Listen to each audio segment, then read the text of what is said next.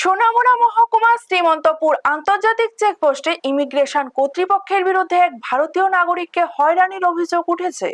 অভিযোগ, বৈধ ভারতীয় পাসপোর্ট ও ভিসা থাকা সত্ত্বেও তাকে বাংলাদেশি বলে বাংলাদেশে যেতে বাধা দেয়া হয়। আব্দুল মিয়ার বাড়ি সিপাহীজলা জেলার মেলাঘর এলাকার তেলকাজলা গ্রামে।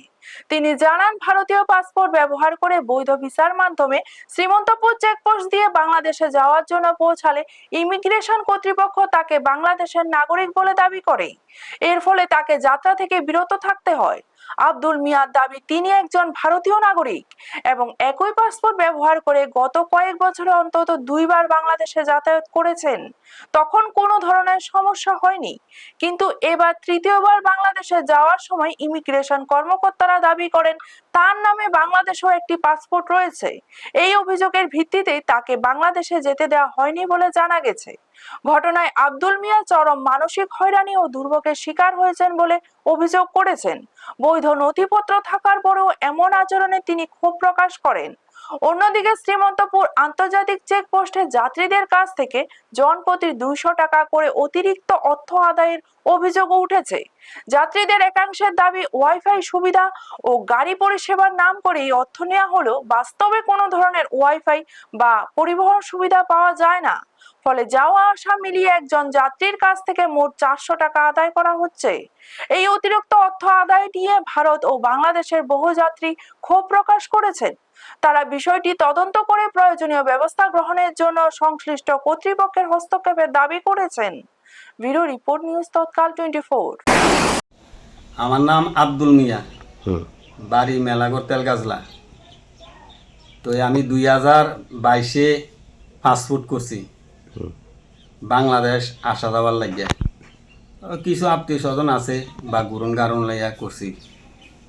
তইলে আমি এই পাসপোর্টটা দিয়া 2বার বাংলাদেশ গেছি।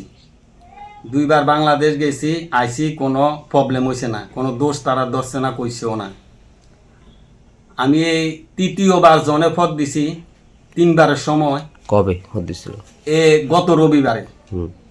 এরপরে কাস্টম অফিসে নিছি, কাস্টম দেখা কইতে আছে আপনার এটা প্রবলেম আছে। কইলাম যে স্যার কি প্রবলেম আছে, এটা দিয়ে তো আগে গেছি, আপনারাও দেখছেন, আইসি, এটা তো শু করা আছে গেছিতে। ওই সময় তো কোনোদিন কইছেন না যে পাসপোর্টের মধ্যে প্রবলেম আছে। প্রবলেমটা কিটা কোন? কাস্টম অফিসারে প্রবলেমটা কইতে আছে না, বারবার জিজ্ঞাসা করতে আসি, কইতে আছে না। কয়ে যে স্যারে আইলে কইব। ভারতীয় কাস্টম? হ্যাঁ, ভারতের কাস্টম। তো এই ভারতের মধ্যে এটা চেকপোস্টে এবার কোন চেকপোস্টে দিয়ে দিয়েছিলেন? হ্যাঁ, কোন চেকপোস্টে দিয়ে দিয়েছিলেন? ওই তো সুনামুরা চেকপোস্টে। এবার কইলাম যে স্যারে কতক্ষণ আইব? স্যারে কালকে আইব, কাগজপত্র লই আইব। আমি কি কাগজপত্র লই আইতাম? সব যত আছে আমার পরিচয়পত্র সব কাগজ আমি লই আইনাম। এটা কোয়াতে প্রথম কইছে কাগজপত্র লই আইব, সব লাগতো না, তুমি পাসপোর্টটা লই আইও, আইনা স্যারে দেখাইও। ঠিক আছে, আইয়া বললাম। পরের দিন গেছি, স্যারে আইছে। স্যারে জিজ্ঞাসা করলাম এমনি এমনি, কহ তোমার কি বাংলাদেশি পাসপোর্ট আছে? আমি কই না। তো বাংলাদেশি কোনো কাগজপত্র আছে? আমি কই না। তো বাংলাদেশের থেকে আসছে তো কত বছর হইব? আমি কই স্যার কি প্রশ্ন করেন, এই প্রশ্নের উত্তর করতে দেন।